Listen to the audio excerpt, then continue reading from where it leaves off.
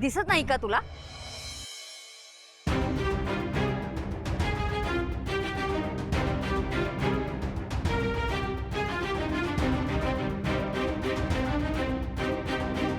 लाज नाही वाटत का तुला बायकोसोबत भांडल्या भांडल्या दुसऱ्या मुलींसोबत मैत्री करायला? वाटेल ते बडबडू नकोस हा. आई आणि वहिनीचा जो बिझनेस आहे त्याचा ऍप लॉन्च जो होता त्या सोहळ्याचा ग्रुप फोटो आहे तो, कळलं ना? आणि ती मुलगी आईला मदत करायला आली होती बस. ग्रुप मध्ये तर एवढी लोक होते तरीही ती मुलगी तुझ्या बाजूलाच कशी उभी राहिली? काय काय म्हणायचं काय आहे तुला? हा हे बघ, तुला माझ्यासोबत रिलेशनशिप मध्ये राहायचं नाहीये ना, मग कशाला का त्रास होतोय तुला? काहीही गरज नाही त्रास करून घ्यायचा. म्हणजे तुझं अफेअर चालू आहे ना त्या मुलीबरोबर, हो ना? तुझ्या एवढा लो स्टँडर्ड मुलगा मी आजपर्यंत बघितला नव्हता. चना तोंड सांभाळून बोल, कळलं ना? का राग आला का तुला? खरं बोलले तर झोंबलं का? चल हो आहे. तुला वाटतं ना त्या मुलीसोबत माझा अफेअर आहे, मग आहे. तुला नाही राहायचं ना माझ्यासोबत, मग माझा त्या मुलीसोबत अफेअर आहे किंवा कुणासोबत मी फोटो काढतो का याच्याशी तुला काहीही देणे घेणे नाही, कळलं ना? आजपर्यंत मी तुझं खूप काही ऐकून घेतलं, पण आज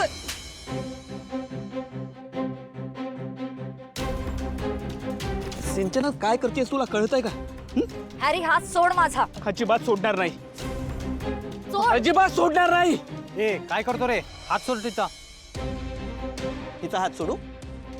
बायको आहे ती माझी आणि कुणीही मध्ये पडायचं नाही, आताच सांगून ठेवतो. बायको आहे तर तिच्याशी प्रेमाने वाग ना. हिच्याशी हिच्याशी प्रेमाने बोलू मी? अहो तुम्हाला माहितीये का हिने काय केलंय ते? हा, इतक्या मेहनतीने माझ्या आई बाबांनी एक जमीन घेतली होती, त्या जमिनीचे पेपर चोरलेत हिनी. एक नंबरची चोर आहे ही, चोर, कळलं ना? चोर आहे. मग तू काय केलंस ते सांग ना. आयुष्यभर ज्या बायकोने तुला सपोर्ट केलंस तिलाच सोडून दिलं का तर तुला सक्सेस मिळाला? एक मिनिट, मी तुला सोडलेलं नाहीये हा. तू गैरसमज करून निघून गेली होतीस. मी कसले गैरसमज केले? मी खरं तेच बोलले. तुझ्याशी ना वाद घालण्यात काही एक अर्थ नाहीये. तुला स्वतःशिवाय दुसरं काहीही दिसत नाही. मग कशाला वाद घालतोस? नको घालू ना. बरोबर आहे, नाही घालणार. पण एक गोष्ट लक्षात ठेव, तुझ्याशी लग्न करण्याचं डिसिजन जे होतं ना ते माझ्या आयुष्याचं सगळ्यात वाईट डिसिजन होतं. हे तर मी म्हणायला हवं होतं.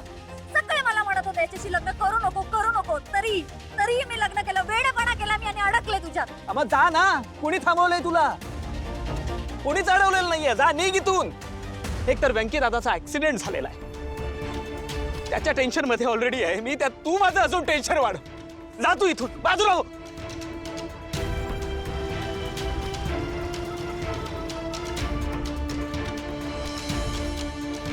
बरं वाटतंय का रे जरा? हा? व्यंकी दादा, जानू, व्यंकी दादा काय झालं? कोणी मारलं तुला आणि का मारलं? खूप दुखतंय का?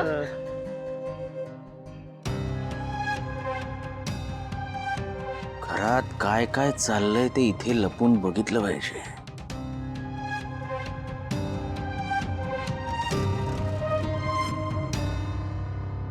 जयंत जान्हवी इथे कशाला आलेत? व्यंकीला बघायला. काय पण नाटक आहेत, काम धंदे नाहीत कोणाला. आता व्यंकी काय मेलाय जे त्याला बघायला आलेत?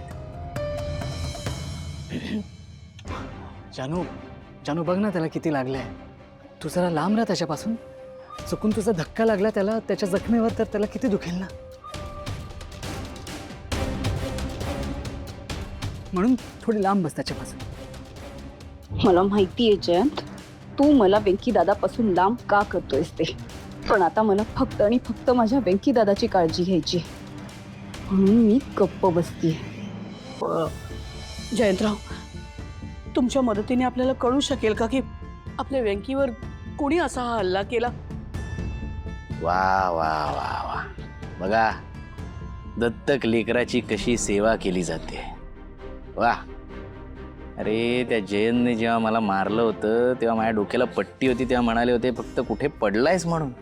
हा, आणि याच्यासाठी अश्रू ढाळले जात आहेत. वा वा वा. आई, आता तुला मन घट्ट करावं लागणार आहे. घट्ट करावं लागणार. बघ आता तुझ्या त्या दत्तक लेकराचं काय काय घडतं ते. हो आई, मी बघतो मला काही करता येतं का. तुम्ही काळजी करू नका.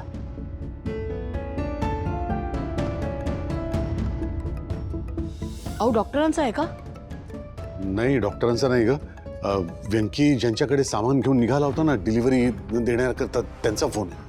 त्यांना खरं खरं सांगा की हा आपल्या मुलावर हल्ला झाला आणि आपला दुसरा मुलगा हरीश पोचतोय म्हणावं सामान घेऊन. हॅलो. हां नमस्कार. अहो माझा मुलगा तुमच्याकडे डिलिव्हरी करण्याकरता निघाला होता, पण रस्त्यात अचानक त्याचा अपघात झाला हो. त्यामुळे तुमचं सामान तुमच्याकडे पोचू नाही शकलं. हरकत नाही, तुम्ही तुमच्या मुलाची काळजी घ्या. तुम्हाला जमत नसेल तर डिलिव्हरी घ्यायला आम्ही तुमच्या घरी येऊ. नको नको. अहो माझा दुसरा मुलगा हरीश त्याचं नाव आहे, तो तुमचं सामान घेऊन निघालाय, तो तुमच्याकडे पोचतच असेल.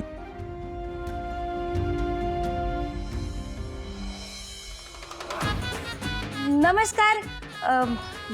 नमस्कार.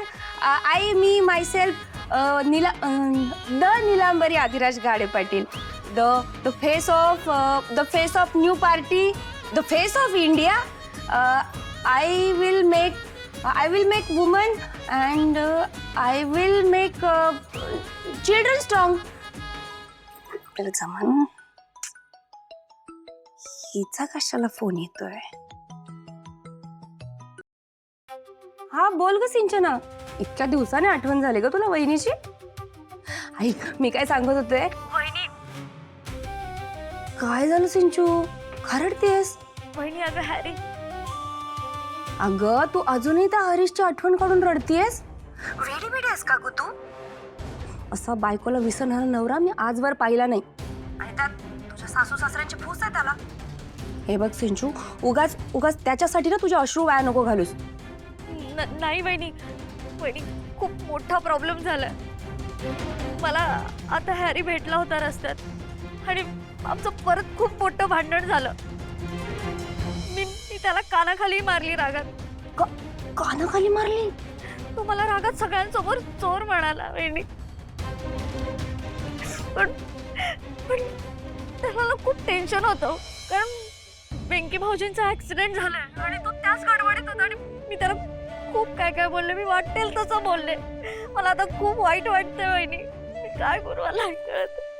त्या व्यंकीचा ऍक्सिडेंट झालाय, पण भावनाला यातलं काहीच माहित नाहीये. अच्छा, म्हणून तू सकाळी एवढ्या गडबडीने बाहेर गेला. तर एवढी महत्वाची बातमी भावनापासून लपवली. पण तुला मोठ्या जावेचं कर्तव्य करावं लागेल नीलांबरी. भावनाला हे सगळं सांगावंच लागेल. वहिनी ऐकतेस ना तू? हो ऐकते सिंचू. ऐक, उगाच काळजी करत बसू नकोस. मी काय करते, आता सध्या कामात आहे. संध्याकाळी जसा वेळ मिळेल ना तुला भेटायला येते आणि भेटून बोलूयात आपण. तू अजिबात काळजी करू नकोस. चल ठेवते मी फोन.